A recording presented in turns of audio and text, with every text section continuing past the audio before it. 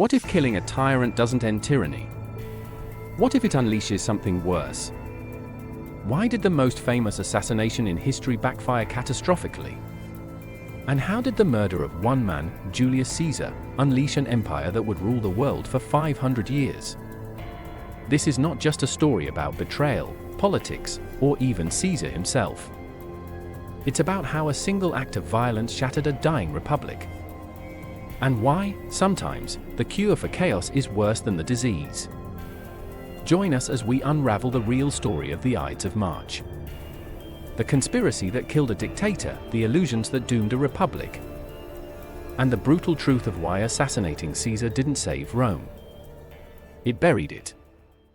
Rome, March 44 BC. The city was on edge. Beneath its marble columns and bustling markets, a storm was brewing. Political tensions had reached a breaking point. Power had shifted dramatically. The Senate, once the bulwark of the Republic, had become a shadow of its former self. And at the center of it all stood Gaius Julius Caesar, general, reformer, dictator. The Ides of March were approaching. In the Roman calendar, the Ides, the 15th day of the month, was a day laden with religious and cultural meaning, but in this year it would be marked by something far more ominous. According to Plutarch, as Caesar made his way through the streets, he passed a soothsayer who had once warned him to beware the Ides of March. Caesar, amused, is said to have quipped, "The Ides of March have come." To which the soothsayer quietly replied, "I Caesar, but not gone." This exchange, though dramatic, reveals the undercurrent of dread that pervaded the capital. Caesar himself was no stranger to omens. Suetonius tells us that just days earlier, Caesar's wife, Calpurnia, had dreamt that the roof of their house collapsed and that Caesar was murdered in her arms. She pleaded with him not to attend the Senate on the 15th. Even the augurs, Rome's official diviners, reported unfavorable signs when sacrifices were made that morning. Yet Caesar, ever the man of action, dismissed these warnings. Perhaps he thought himself untouchable. Perhaps he believed the Republic would not dare strike at its master. And in many ways, he had reason to be confident. In less than 5 years, Caesar had transformed the Roman state. The civil wars he had won left him unrivaled. His enemies, Pompey the Great, Cato the Younger, Metellus Scipio, were dead or scattered. He had been named Dictator Perpetuo, dictator for life. His face adorned coins. His statues stood in temples. Senators rose when he entered, and some even proposed that he be worshipped as a god. But while Caesar soared, resentment festered in silence. The Senate chafed at their humiliation. The old Republican families watched their influence wane. And a small, determined group began to whisper of salvation, through blood. Rome was a city with a long memory. Kings had been cast out centuries before, and the very word rex, king, was anathema. When, in early 44 BC, one of Caesar's supporters placed a diadem upon his head during the Lupercalia festival, the crowd fell silent. It was Mark Antony who offered it. Caesar refused, twice, to polite applause. But the damage was done. According to Appian, rumors spread like wildfire. Was Caesar angling to be crowned king? Would he move the capital to Alexandria? Did he intend to disband the Senate altogether? The conspirators needed little more. And so the days ticked down. March 15th approached. The stage was set. The city held its breath. This was not merely the story of a man walking to his death. It was the culmination of a century of crisis, the decay of republican ideals, the erosion of senatorial power, and the rise of charismatic strong men. Caesar was the symptom, and in the minds of his enemies, also the disease. But as we shall see, killing Caesar would not cure the Republic. It would condemn it. To understand why Julius Caesar's death shook Rome to its foundations, we must first understand the magnitude of the man himself and the world that shaped him. Born in 100 BC into the patrician Julian clan, Caesar's early years offered no clear signs of greatness. His family, though noble in name, lacked real power. It was a time of crisis for the Roman Republic, bitter rivalries, political violence, and the looming shadow of civil war. These were Caesar's formative years. He came of age during the dictatorship of Lucius Cornelius Sulla, a conservative strongman who purged his enemies with chilling efficiency. Caesar's refusal to divorce his politically suspect wife, Cornelia, nearly cost him his life. Forced into hiding, he learned early that survival in Roman politics required more than noble birth. It required nerve, charm, and the right alliances. He was not just a survivor, but a political shapeshifter. He could be ruthless when needed, generous when it suited him, and always calculating. He returned to Rome after Sulla's death and began a steady ascent, first as a military tribune, then quaestor, then aedile. His gains as aedile were famously extravagant. He buried the city in flowers and bankrupted himself staging gladiatorial contests, securing popular support at a time when popularity could be as useful as a sword. It was his election as Pontifex Maximus in 63 BC that showed his true ambition. At just 37 years old, he won Rome's highest religious office, through lavish spending, political charm, and a willingness to borrow far beyond his means.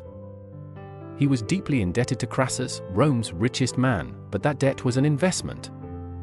Caesar's alliance with Crassus and Pompey, what later became the First Triumvirate, was an informal, almost conspiratorial power-sharing pact. It was a brilliant move. Crassus brought money, Pompey brought military prestige, and Caesar brought both popular support and ruthless ambition. In 59 BC, Caesar served as consul, and despite the Senate's obstruction, he passed a series of populist laws, redistributing land, reducing rents, and securing lucrative provincial appointments for himself. His enemies accused him of demagoguery. His supporters hailed him as the voice of the people. His next role, governor of Cisalpine and Transalpine Gaul, and Illyricum, gave him command of legions. Over the next 9 years, he would become one of the greatest military commanders in history. He conquered Gaul, bridged rivers thought unpassable, crossed into Britain, and returned each winter to write his own dispatches. These Commentarii de Bello Gallico, elegant and restrained in style, were propaganda masterpieces. As historian Mary Beard notes, Caesar presented his wars not just as campaigns of conquest, but as defensive measures in the name of Roman order. Behind the stylized Latin was the brutal reality: slaughtered tribes, enslaved peoples, and entire regions transformed by the weight of Roman ambition. But Rome adored victory, and Caesar delivered. Back in the city, the political situation darkened. Crassus was killed in Parthia in 53 BC. Pompey, now allied with the conservative Senate, grew wary of Caesar's rising influence. The triumvirate collapsed. The Senate demanded Caesar relinquish his command. He offered a compromise: both he and Pompey should lay down power. It was rejected. So, on a cold day in January 49 BC, Caesar crossed the Rubicon with a single legion, an act of treason, but also destiny. Alia iacta ist, he said. The die is cast. The civil war that followed devastated the Republic. Pompey fled to Greece, then to Egypt, where he was murdered. Caesar pursued, aligning himself with Cleopatra, who bore him a son. He returned to Rome in triumph. Between 48 and 45 BC, he destroyed the last remnants of opposition, Cato, Scipio, the sons of Pompey. As master of Rome, Caesar turned his attention to reform. He increased the Senate's numbers, not to share power, but to dilute opposition. He settled veterans, built public works, imposed grain reforms, and introduced the Julian calendar. He was also appointed consul for 10 years, then censor, then dictator for life. To his allies, Caesar was a visionary. To his enemies, a monarch in all but name. He rejected the crown when Antony offered it during the Lupercalia festival, but he had already seized the substance of kingship. Even his personal appearance conveyed something of legend. Suetonius notes he was balding and vain about it, and that he bore himself with immense dignity. He spoke softly, but was known to burn with sudden fury. He was fastidious in dress, particular in posture, and obsessive about personal loyalty. Caesar's power was more than political. He reshaped Roman identity. The Republic, born of resistance to kings, now found itself bowing to a man who ruled alone. And so, as he walked toward the theater of Pompeii on the Ides of March, he did so not just as a man, but as a living institution, one too powerful for the Republic to contain. To grasp why Caesar's rise caused such fury, and why his death was seen by some as necessary, we must take a hard look at the crumbling foundations of the Roman Republic. By the 1st century BC, the Republic was a system in name more than in function. It had been designed for a small city-state, not a sprawling Mediterranean empire. Its mechanisms, annual magistracies, rotating consulships, and senatorial debate, were increasingly ineffective in managing Rome's scale and complexity. Rome was a city governing an empire, using tools forged for a town. Power gravitated not toward the Senate, but toward the generals who commanded legions. These men, Marius, Sulla, Pompey, and ultimately Caesar, held real sway. They controlled territory, loyalty, and wealth, and they often used their legions as political tools. The Republic's structures were no match for the ambitions of men who could pay their soldiers directly and win battles in their own name. Corruption was rampant. Votes could be bought, magistracies auctioned, and trials manipulated. The Roman elite, mostly patricians and equestrians, grew fabulously wealthy while the urban poor and rural farmers slipped into poverty. Grain shortages, land dispossession, and debt crises plagued the population. The divide between rich and poor widened into a chasm, bridged only by occasional acts of populist theater. Reformers had tried and failed. The Gracchi brothers, Tiberius and Gaius, had proposed land redistribution in the 2nd century BC. Both were killed, one clubbed to death by a mob wielding table legs. More recently, Catiline had conspired to overthrow the government entirely. Cicero, then consul, crushed the plot and declared himself the savior of the Republic. But the rot remained. The Senate, bloated and divided, spent much of its time blocking reform to protect elite interests. Many senators viewed politics not as public service, but as a contest for personal enrichment and revenge. As Sallust, a contemporary historian, put it, avarice prompted men to be false, ambition, to be deceitful, and there was no regard for integrity, or respect for honor. Culturally, Romans clung to the ideals of libertas, freedom from tyranny, and mos maiorum, the customs of the ancestors. But those ideals had eroded. Increasingly, libertas meant the freedom of the wealthy to dominate, not the freedom of the people to live well. As historian Ronald Syme observed, by Caesar's time, the Republic had become a screen and a sham. Political violence had become normalized. Street gangs were employed by senators to intimidate rivals. Riots, assassinations, and mass bribery marred every election cycle. In 52 BC, the mob murdered Publius Clodius Pulcher on the Appian Way. His funeral pyre consumed the Senate House. Rome was literally burning. Into this chaos stepped Caesar, a man who offered not just order, but vision. He was not alone in seeking change. But he succeeded where others failed because he blended populist appeal with military force. He bypassed the system. That, for the entrenched elite, was the true crime. The Republic's defenders argued that Caesar threatened liberty. But theirs was often a liberty reserved for the rich. For the plebeians and veterans, Caesar's rule promised stability, food, and protection from debt collectors. That bargain, autocracy in exchange for order, was tempting. Many saw in Caesar a return to the days when Rome was strong and decisive, rather than paralyzed by bickering.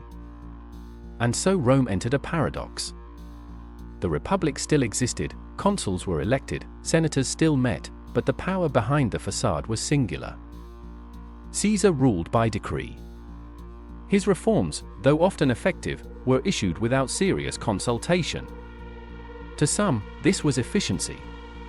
To others, it was the prelude to tyranny. Cicero, who had once aligned with Caesar's enemies but later tried to navigate neutrality, summed up the dilemma in a letter to Atticus: "We are neither quite slaves nor quite free." His tone was not hopeful. the Senate grew increasingly uneasy. Not because Caesar was lawless, he often cloaked his actions in legality, but because he had made the Senate irrelevant. And in a culture obsessed with dignitas, the prestige and honor of public office, irrelevance was intolerable. When Caesar accepted the title of Dictator Perpetuo in 44 BC, it confirmed the worst fears of his critics. He had not just outmaneuvered the Senate. He had eclipsed it. He even sat on a golden throne during Senate sessions, and according to Suetonius, some senators began referring to his commands as if they were laws of a monarch. The Lupercalia festival that February brought the issue into sharp relief. Before a crowd, Mark Antony offered Caesar a diadem, a symbol of kingship. Caesar refused it, once, then again, to polite applause. But the symbolism was clear. Even the appearance of aspiring to monarchy was dangerous in a city that had cast out its last king, Tarquin the Proud, nearly 5 centuries before. Livy records that Rome's founding principles were born in opposition to tyranny. Now, that memory stirred again. And yet, few dared say so aloud. It would take daggers, not speeches, to break the silence. To kill a man like Caesar required more than daggers, it required purpose, persuasion, and no small amount of desperation. The conspiracy that would bring down the most powerful man in the Roman world was a fragile, shifting thing, rooted in principle for some, envy for others, and fear for nearly all. At the center of it were 2 men, Gaius Cassius Longinus and Marcus Junius Brutus. Cassius was a seasoned general, hardened by war and shaped by political rivalry. He had fought at Carrhae under Crassus, survived disgrace, and held deeply republican convictions. He was also, by most accounts, bitter. Cassius had been passed over for honors, marginalized under Caesar's regime, and was known for his intense pride. Plutarch portrays him as the engine of the conspiracy, a man who saw in Caesar's power not only the death of the republic, but the death of his own dignity. Brutus was a different creature altogether, thoughtful, philosophical, austere. He was the nephew of Cato the Younger, the implacable defender of the old order, and had been forgiven by Caesar after fighting against him at Pharsalus. Rumors swirled, encouraged, perhaps, by Caesar himself, that Brutus was his illegitimate son. True or not, Caesar trusted him deeply. And that trust was precisely what made Brutus so essential to the plot. Brutus wrestled with the decision. He admired Caesar. He had benefited from his clemency. But he also held fast to Stoic ideals, and above all, to the belief that no man should rule Rome like a king. According to Plutarch, Brutus was persuaded not by Cassius' anger, but by appeals to his ancestry. His ancestor, Lucius Junius Brutus, had led the revolt that expelled Rome's last king, Tarquin the Proud. The symbolism was irresistible. The conspiracy began to take shape in early 44 BC. Meetings were held in private homes, whispers passed through allies and clients. There was no single plan, only a shared conviction that something had to be done before Caesar left for his planned campaign in Parthia. Once abroad with an army, he would be untouchable. The conspirators grew in number, estimates range from 40 to 60 senators. Many were former Pompeians whom Caesar had pardoned. Some were ideologues. Others, opportunists. Decimus Junius Brutus Albinus, a trusted general and one of Caesar's inner circle, joined the plot. His involvement was perhaps the most treacherous of all. Caesar had named him in his will. Lesser-known conspirators included men like Gaius Trebonius, who had served with Caesar in Gaul, and Lucius Tillius Cimber, who would play a key role in the moment of attack. These men were not fringe figures. They were senators, generals, magistrates, men with reputations, ambitions, and much to lose. Their motivations varied. For some, like Cassius, it was vengeance and fear. For others, it was ideology, a defense of libertas. A few joined out of peer pressure or for survival. In a society where allegiances shifted like sand, being on the wrong side of history could be fatal. They were inspired, too, by memory. Roman history was built on foundational myths, the overthrow of kings. The defense of the Republic. The citizen soldier resisting tyranny. Livy had written of the expulsion of Tarquin.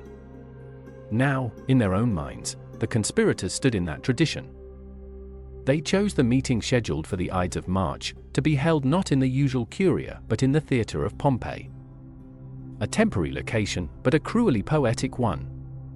Caesar would die beneath a statue of Pompey the Great, his former ally, his rival, and the symbol of the Republic he had defeated. And they chose their method with symbolic precision. Caesar would be killed at a session of the Senate. There, he would be without his bodyguards. By tradition, they did not accompany him inside the Senate chamber. The conspirators could strike as one, each with a blade, each equally guilty. The night before the assassination, the conspirators gathered at Marcus Brutus's house. They finalized the details. Cicero was not invited. He had been critical of Caesar, yes, but he was too cautious, too likely to deliberate. This was not a time for speeches. According to Appian, some wanted to kill Mark Antony as well, fearing he would avenge Caesar. But Brutus refused. He insisted that this would be a sacrifice, not a slaughter. They would kill Caesar as tyrant slayers, not as murderers. It would be, in Brutus's words, a just execution. He envisioned a clean blow that would restore the Republic. He could not yet see that the Republic he loved no longer existed in the minds of most Romans. Caesar had filled a void, and his death would not bring the old world back. So they waited. The omens were bad, the air in Rome was heavy, and still they waited. They counted on Caesar's confidence, his habit of dismissing superstition. They counted on surprise. And they counted on Brutus. As dawn broke on the Ides of March, Caesar dressed for what would be his final day. Calpurnia begged him not to go. The augurs warned him to delay. But when Decimus Brutus came to escort him to the Senate, urging him not to appear weak before the senators, Caesar agreed. The plot was in motion. There would be no turning back. It was the Ides of March, the 15th of March, 44 BC. The day began with unease. Calpurnia's nightmares had shaken Caesar, and the augurs had warned of ill omens, the sacrifice that morning produced no heart. This was a deeply troubling sign. Romans believed the gods communicated through the entrails of animals, and the absence of a heart was interpreted as a direct warning from the divine. But Caesar, ever the rationalist, dismissed it. When Decimus Brutus arrived to escort him to the Senate, he cast aside hesitation. He would not appear weak in the eyes of men who already whispered about his power. According to Plutarch, he dressed in a stately fashion, wearing his blood-red triumphal robe, perhaps out of habit, or perhaps to make a statement of dominance. The Senate session was held in the theatre of Pompey, a vast complex of porticos, gardens, and statues. The actual meeting took place in the Curia of Pompey, a temporary structure as the main Senate house was under renovation. It was here, not in the traditional Curia Julia, that the conspirators had chosen to strike, underneath a statue of Pompey himself. Poetic and cruel. Suetonius tells us Caesar was delayed en route by a man named Artemidorus, who tried to hand him a scroll revealing the conspiracy. "Read this quickly," he pleaded. But Caesar, surrounded by well-wishers and distracted by ritual duties, never read it. Another warning, like so many before, ignored. The senators assembled, their faces a mask of composure. Caesar entered and took his seat on his golden chair, intended to distinguish him as Dictator Perpetuo. No lictors were present to protect him. It was against custom to have armed guards inside a Senate session. He was alone. The conspirators closed in, surrounding him under the guise of presenting a petition. Tilius Cimber approached with a plea to recall his exiled brother. When Caesar declined, Cimber grabbed his toga, pulling it down from his shoulders. It was the signal.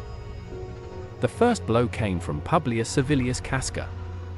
Stunned, Caesar cried out, according to Plutarch, in Greek, "You villain, Casca! What are you doing?" Then came the others. Steel flashed. Panic erupted. The chamber echoed with the clash of sandals on marble, the scrape of blades, the shouts of confusion. Caesar fought back at first, pushing away daggers, even wounding Casca in the arm. But he could not fend off all of them. When he saw Brutus among the attackers, something broke within him. Plutarch, Appian, and Suetonius each record different versions of his final moment, but it is Shakespeare's rendering that echoes in collective memory. It too, Brute. Then fall, Caesar. Whether he said it or not, the meaning was clear. Betrayal not by enemies, but by a man he loved as a son. Suetonius says that Caesar then drew his toga over his head and fell silently at the base of Pompey's statue, an attempt, perhaps, to die with dignity. It was not just a killing. It was a desecration, committed in a place sacred to the Republic. Though Caesar suffered many wounds, only one was fatal. The rest were symbolic. Each conspirator had to strike, to share the guilt, and perhaps the glory. Senators fled in panic. Some shouted liberty as they brandished their knives, but there was no real plan beyond the act itself. After the deed, a stunned silence hung in the chamber. The conspirators, their hands stained with blood, tried to speak. Brutus reportedly addressed the remaining senators, saying they had struck down a tyrant, not a man. But there was no thunderous applause, no crowds cheering the rebirth of liberty. There was only chaos. The body lay where it had fallen, at the foot of a man he had vanquished in life. No one dared move it. Eventually, 3 of Caesar's slaves came to retrieve it, wrapping it in a litter and carrying it back to his home. Outside, the people of Rome learned what had happened through rumor and scattered announcements. There was no joyous uprising, no return to the old order. Instead, uncertainty gripped the streets. Markets closed. Families hid. The Forum emptied.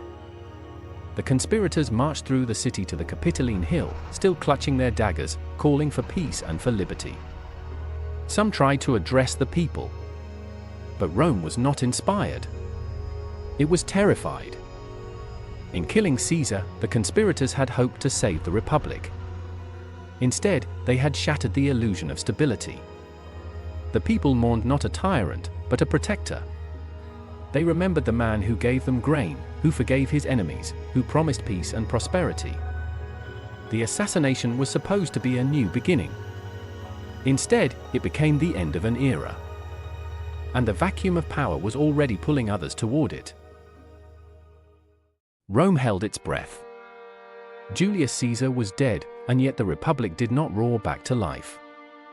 There was no sweeping return to old ideals, no triumphant restoration of senatorial power. Instead, there was silence, then confusion, then rage. The conspirators, still calling themselves liberatores, had expected gratitude. They imagined themselves as saviors of the state, men who had struck for liberty against tyranny. But they had misjudged the mood of the people. Rome had changed. Caesar was not universally seen as a tyrant. To many, he was the man who had brought grain, games, debt relief, and a semblance of order. In the days that followed, the Senate issued an uneasy compromise. The assassins would be granted amnesty, but Caesar's laws and appointments would remain in force. It was a political half-measure, designed to appease all and satisfy none. As historian Cassius Dio would later remark, they feared Caesar when he was alive and still feared him when he was dead. The funeral would undo whatever fragile peace remained. Mark Antony, Caesar's loyal co-consul and master of political theater, arranged a grand public funeral. He delivered his eulogy in the Forum, before a massive crowd. At first measured, Antony read Caesar's will aloud, revealing that Caesar had left 300 sesterces to every Roman citizen and gifted his private gardens to the people. Then, holding aloft Caesar's blooded toga, he pointed to each wound. According to Appian, he named the assassins and matched their names to the stab marks. A wax effigy of Caesar's body was also raised and rotated before the crowd, showing each of the 23 wounds in gruesome detail. The crowd, already restless, turned into a mob. They wept, screamed, and tore benches from the Forum to build a funeral pyre on the spot. Caesar's body, already prepared for cremation, was burned amid an outpouring of grief. The flames lit up the forum as the conspirators fled for their lives. The violence did not stop with fire. Riots broke out in the streets. The homes of Brutus and Cassius were attacked. The liberatories had no troops, no secure power base, and no plan beyond the act itself. Their hope that the Republic would simply reassert itself proved naive. What followed was not a return to the Republic, but the beginning of another civil war.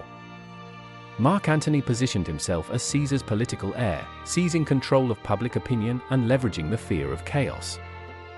But he had not counted on Gaius Octavius, Caesar's teenage grandnephew and adopted son.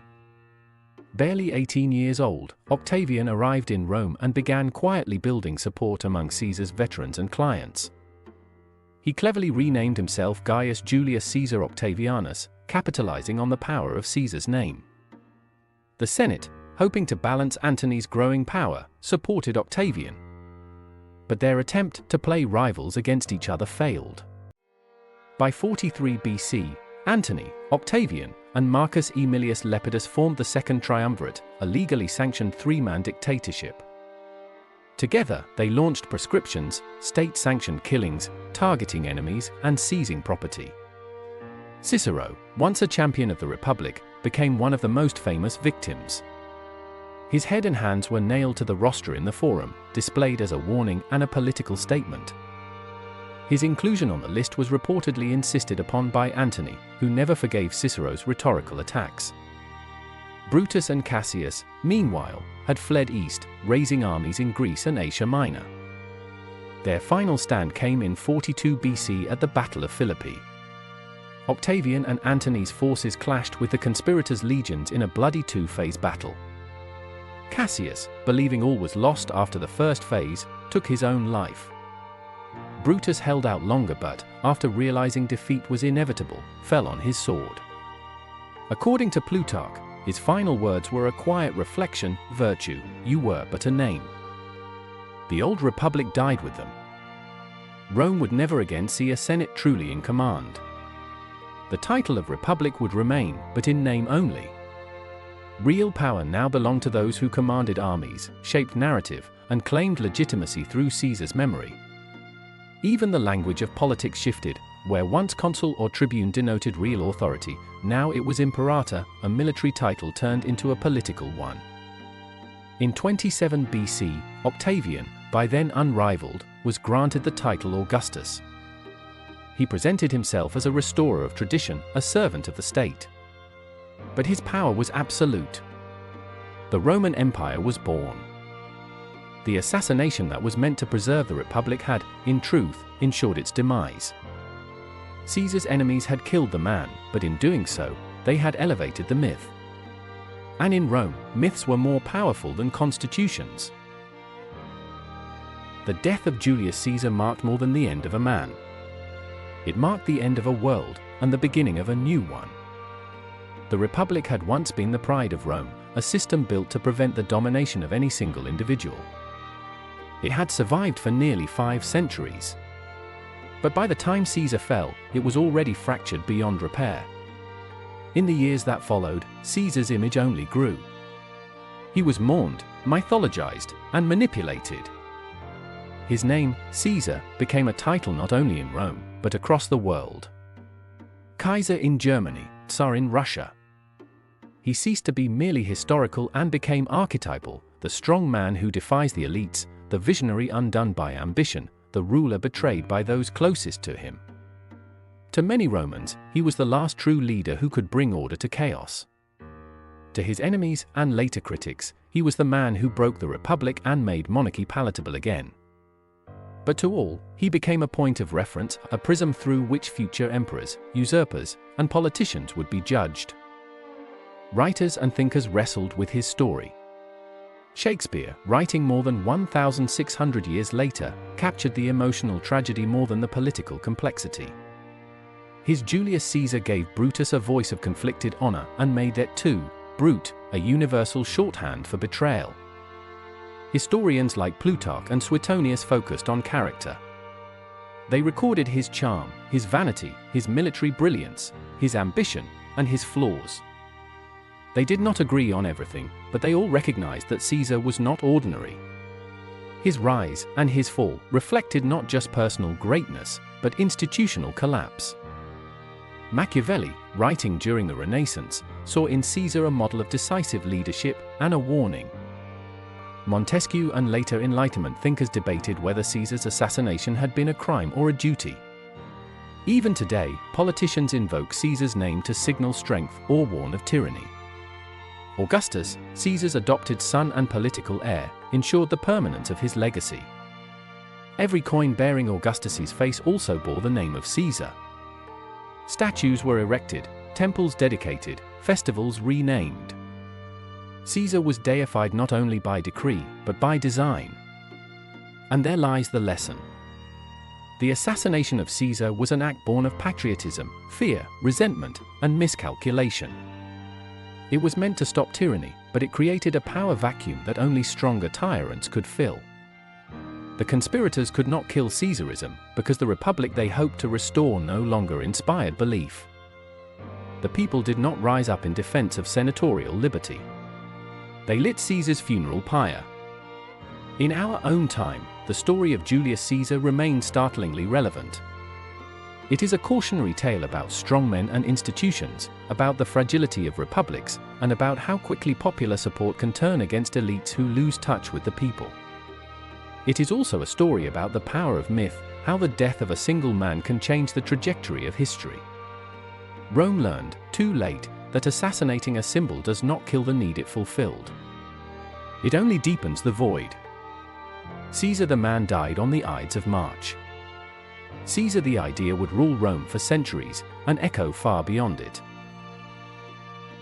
And so ends the story of Julius Caesar, not with the clash of armies or the rise of an emperor, but with silence and a funeral pyre in the forum.